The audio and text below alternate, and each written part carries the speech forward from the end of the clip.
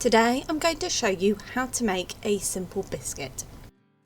You will need 225 grams of plain flour, 150 grams of butter cut into small cubes, 125 grams of caster sugar, 1 teaspoon of vanilla extract.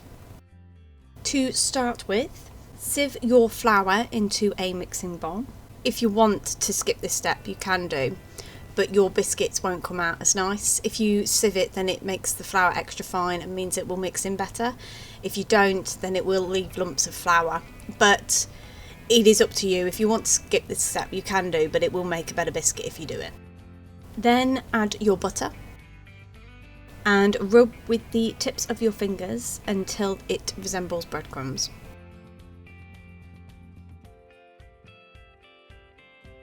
Then add your caster sugar and stir well. And then add your vanilla extract. And slowly try to bring the mixture together into a dough.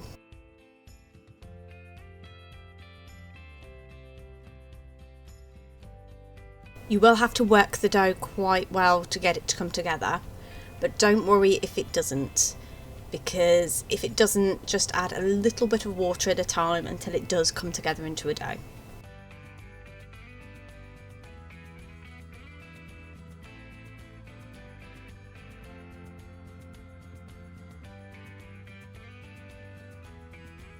Then lightly flour your surface